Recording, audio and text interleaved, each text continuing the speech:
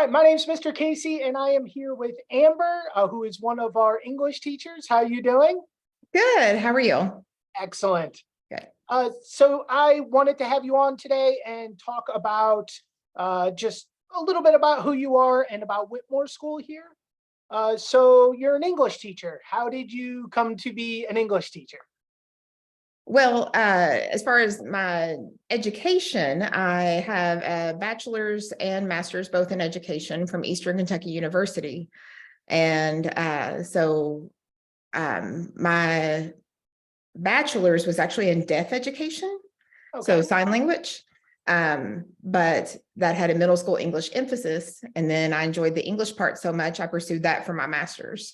So that sort of allowed me to get certified to teach K through 12 in English and as a literacy specialist. So that's kind of how the education side of it came about. And you started off by working, I would imagine, in brick and mortar schools if you were doing it with deaf students, right? Yes. Yeah. So I started out teaching middle school. And then once I was working as I finished my master's, and then once I finished my master's, I moved on to but I switched to teaching high school. Yeah, but it was Nice. all in brick and mortar schools until Whitmore. Okay. And so what's the transition been like going from a brick and mortar to an online school? Like what does that entail? Is it something you've been enjoying doing? Honestly, when I first started, it was during the pandemic. I have some health issues and I needed a job that wouldn't allow me to be, exposed to COVID quite as much. So that's what originally got me interested in this. But I will tell you, I have been quite surprised at how much I've enjoyed this. Every time someone asks me what I do, I'm like, oh, I have the best job in the world. Let me tell you about it. I've been able to connect with the kids so much more than what I thought I would be able to. And I have kind of not looked back since I switched. That's great. That's great. Yeah. And so speaking of the students, Whitmore, like we provide this very flexible work environment for students, right? So students are able to go to school 24 hours a day, 365 days a year. And I found, at least in my experience, that some of these students just do amazing things and like just outside of school, right? And because they have that flexibility. So if you come across any students who just like blew your mind a little bit with all of the stuff that they do or just amazing things that they've done. Oh my goodness, so many of them. I have a student right now who does ballet, I think from 9 to 5 every day, and then fits school in, when she can outside of that. And she's a great student as well. I have another student who's involved in, I think it's like 5 different orchestras. Wow. I mean, I can't keep track of everything. I try to check in on him and see how all his different performances and things are going, but it's just so much.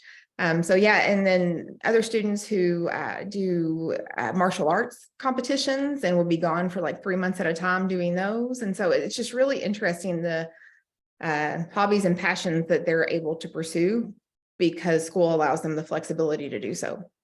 Yeah, I'm amazed. I'm blown away when I start talking to them and they just start telling me just all of the really interesting, just pursuits that they have. Yeah. So if you were going to talk to a parent, a prospective student, and kind of let them know what Whitmore School's all about, and maybe like what to expect if they came here, what would you tell them? I have done this a few times. And I talk about the flexibility, obviously, but also the level of education that they're going to get. I think a lot of times when you're thinking about the flexibility, my thought would be, but is that because of that, are we sacrificing, Right. in the level of education? Because flexibility sounds great, but really, like, are they still learning? But because of the individualized instruction, I'm able to focus so much more on each individual student. It's not 30 students in a classroom and okay, do they seem to be getting it? Yeah, well, there's 1 or 2, but at the same time, we got to move on and hopefully I can catch up with that one after school or something. Every student is moving at their own pace. So the individual nature of working with each student one-on-one, if a student is soaring through something, I can, adjust the lesson in that way and make sure that they're getting the challenge that they need academically. But also if a student is struggling with something, I can provide extra videos and extra, kind of mini lessons to help them in a way that you just can't when it's a classroom full of 30 students. Yeah, I've noticed that myself, working with students. Like I have the time to be able to just sit down and really think through how I'm going to answer this student, and then really tailor my response Yeah. to what they need, essentially. And Mhm. so, yeah, that's wonderful. I really appreciate you doing this for me. And if I need anything in the future, I'll be sure to reach out to you. Yeah, no problem. Thank you.